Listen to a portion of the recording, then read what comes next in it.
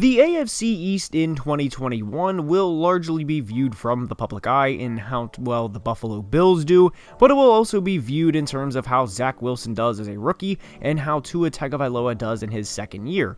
Will Tua bounce back from a very shaky rookie season at best, or will he become a legitimate top 5 NFL draft bust?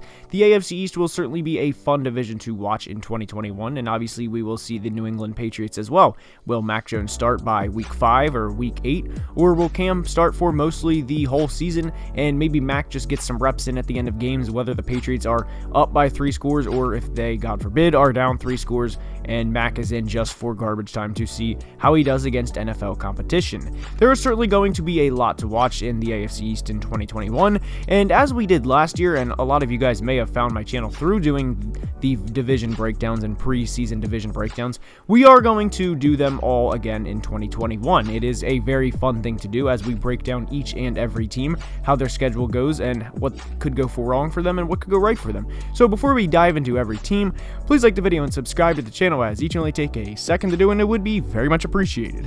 Now let's begin. And as we did with the 2020 division breakdowns and preseason analyzation for each and every 8 of the NFL divisions, we go from worst to first in terms of the previous season's records. So, of course, we start today's video out with the New York Jets, who went 2-14, and for a large part of the 2020 regular season, were expected to get quarterback Trevor Lawrence for their team and for their long-term franchise. And obviously, they did not get Trevor, and as we know, they got Zach Wilson instead, and that's not a bad consolation prize by any means, but Zach Wilson isn't Trevor. And what I do want to say about the 2021 Jets season is there is a lot to look forward to. I think left tackle Mekhi Becton played a lot better as a rookie than people expected. He was a sort of gamble in terms of the draft process. People thought he was going to be a big NFL draft bust, or largely due to his size at 6'7" and nearly 370 pounds, that he would be an absolute mauler. And Mekhi was a very good left tackle in his rookie season, all things considered. And seeing how he progresses in year 2 will be critical for the Jets' long-term success, and ultimately how Zach Wilson plays. And not only Mekhi Becton, but of course their other first-round pick, left guard Elijah Vera Tucker. Now, one thing I do want to say about the Jets is they are doing everything they can to build around Zach Wilson, which was the opposite of what they did with Sam Darnold when they drafted him back in 2018. So, the Jets put up 243 points in all of 2020, which equates to 15.18 points per game, which obviously is not good, especially when their defense gave up over 450 points in 2020. So even if they do get beat a lot this year and finish 4-13 or 5-12, I do want to say I absolutely love what they are doing in terms of building around Zach Wilson. Giving him the weapons and the offensive line pieces that he needs to thrive is critical for his development, and it is something they did not do with Sam Darnold. They drafted Sam in 2018, then immediately drafted Quinnen in 2019, and although Quinnen is a very good football player, it's not exactly the pick that probably should have been made, given that they had a franchise quarterback, or a hopeful franchise quarterback at the time. So the point that I've been making about the Jets really all offseason, and the point I will continue to make, is it is about building something, or the start of building something in 2021. Obviously, we don't expect them to go from 2-14 to 15-2 with the added 17th game, and I think their record this year will reflect on that. But it is about making sure Zach Wilson does not have an all-time bad, 7 passing touchdowns and 18 interception rookie season, when he has good pieces around him like Mekhi Becton, like Elijah Vera Tucker, and of course the offensive weapons in second-round pick Elijah Moore, and of course their free agent wide receiver acquisition in Corey Davis. The record for the Jets in 2021 will not be good. I don't think it will be above 500, but it will be about building something in 2021 and how they can go on that in the future.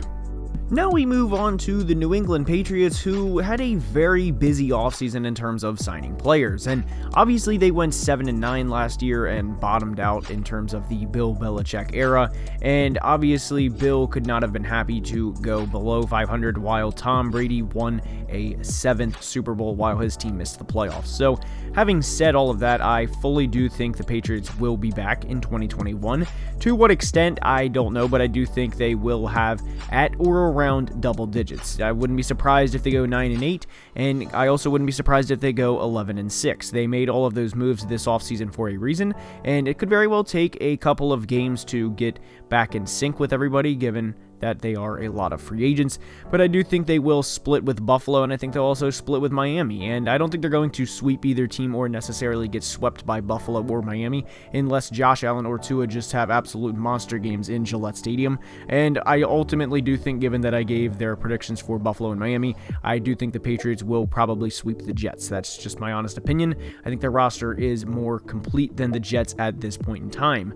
So for the rest of their 2021 season, they made all of those moves, including drafting Mac Jones in the first round for a reason. And having said that they drafted Mac Jones, I do think Cam Newton will be playing with a little more of a pep in his step this year, given what he played in 2020. Granted, Jarrett Stidham was there, but I don't think that competition was ever as serious as the media made it out to be. Obviously, when there was Cam Newton involved going to the Patriots, they wanted to get as much kind of, headlines out of that camp as possible, and they did that by saying Jarrett Stidham was competing with Cam Newton. Now, Cam didn't have a good 2020 by any means, but the Patriots roster and the receivers that Cam was throwing to was subpar, to say the least. So getting a player like Nelson Aguilar this offseason, and of course Hunter Henry as well, will only help Cam Newton, and I do think that he will be in for a rebound of a 2021.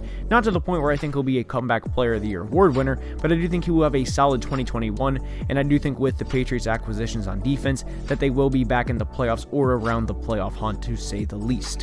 And given how many big playoff teams there are in the AFC, like Tennessee, Indy, KC, Buffalo, Baltimore, and everyone else, I don't think the Patriots will win the AFC, but I certainly do think they could at minimum get to the wild card round, and even if they're lucky, I think their maximum for the season is a divisional round exit.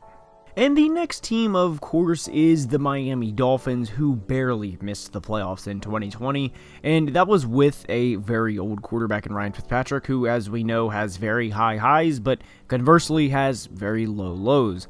Now, how they do in 2021 will largely ride on the shoulders of second-year quarterback Tua Tagovailoa, and will Tua step up and be a Pro Bowl caliber quarterback? Will he be an average quarterback, or will he be shaky like he was in his rookie season?